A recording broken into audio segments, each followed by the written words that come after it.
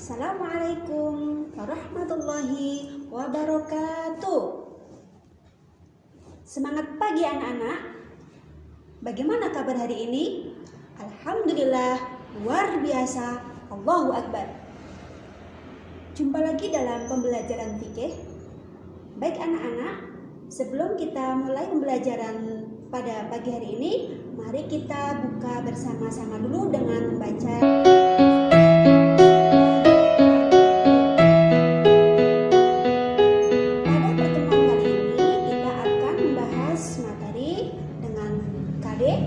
Menganalisis ketentuan jual beli, khiyar dan qirot. Adapun ketentuan khiyar sudah kita bahas pada pertemuan sebelumnya. Pada pertemuan kali ini kita akan melanjutkan tentang ketentuan qirot. Baik anak-anak, kita akan bahas KD tentang menganalisis ketentuan jual beli, khiyar dan qirot. Tujuan pembelajaran pada materi qirot yang pertama, melalui pengamatan tayangan video tentang qirot, peserta didik dapat menguraikan pengertian dan dasar hukum qirot dengan benar sesuai teori.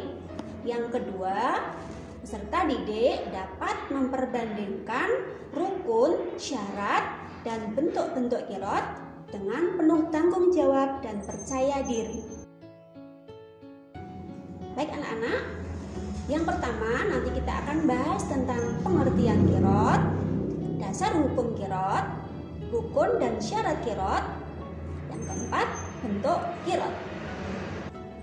Yang pertama tentang pengertian qirot. Apa itu qirot? Dalam kitab Fathul Qorib Al-Mujib, Syekh Muhammad Ibnu Qasim Al-Ghazi menyatakan qirot adalah penyerahan harta dari sahibul mal kepada pengelola dana sebagai modal usaha di mana keuntungannya dibagi di antara keduanya. Dari definisi tersebut dapat disimpulkan bahwa qirot adalah pemberian modal dari seseorang kepada orang lain untuk dijadikan modal usaha dengan harapan memperoleh keuntungan yang akan dibagi sesuai dengan perjanjian. Yang kedua, dasar hukum qirot.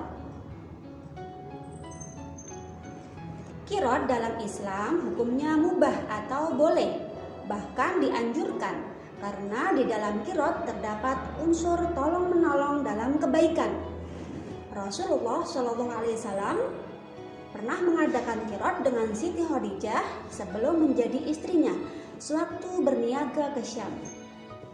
Sebagaimana sabda Rasulullah SAW, salasun fihinnal marakatul bai'u ila ajalin wal mutaradatu wa khalatul burru bisya'iri lil baiti wala lil bai'i. Artinya, ada 3 pahala yang diberkahi, yaitu 1. Jual beli yang ditangguhkan. 2. Memberi modal. 3. Mencampur gandum dengan jeli untuk keluarga, bukan untuk dijual. Kita lanjutkan ya anak-anak. Yang ketiga, rukun dan syarat qirot. Yang pertama adalah pemilik modal atau sahibul mal dan pengelola modal atau amil. Syarat keduanya adalah sudah mumayyiz, berakal sehat, sukarela atau tidak terpaksa, dan amanah. Yang kedua, ada modal usaha atau mal. Modal usaha bisa berupa uang, barang, atau aset lainnya. Modal usaha harus diketahui nilainya, kualitas dan kuantitasnya oleh kedua belah pihak. Yang ketiga, ada jenis usaha. Usaha yang dijalankan jelas dan disepakati bersama. Rukun dan syarat qirot yang keempat adalah adanya keuntungan. Pembagian keuntungan disepakati bersama saat mengadakan perjanjian. Yang kelima yaitu ijab kabul. ijab kabul atau serah terima di antara keduanya dan harus jelas dan dituangkan dalam surat perjanjian. Selanjutnya kita akan bahas tentang bentuk-bentuk qirot.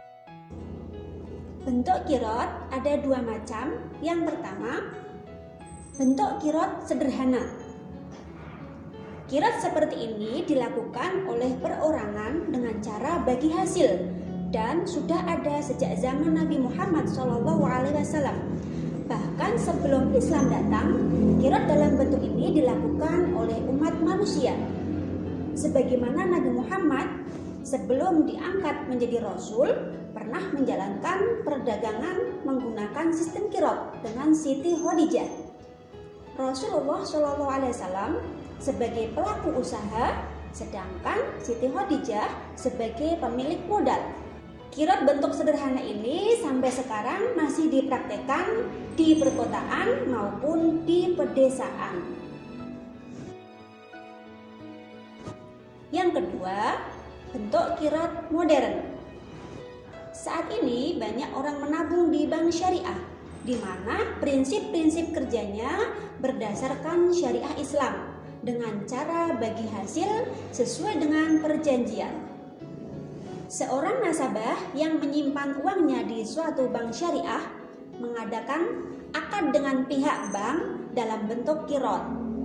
Pihak bank akan menjalankan uang itu untuk dikelola, sedangkan keuntungannya yang didapatkan diberikan kepada kedua belah pihak dengan cara bagi hasil.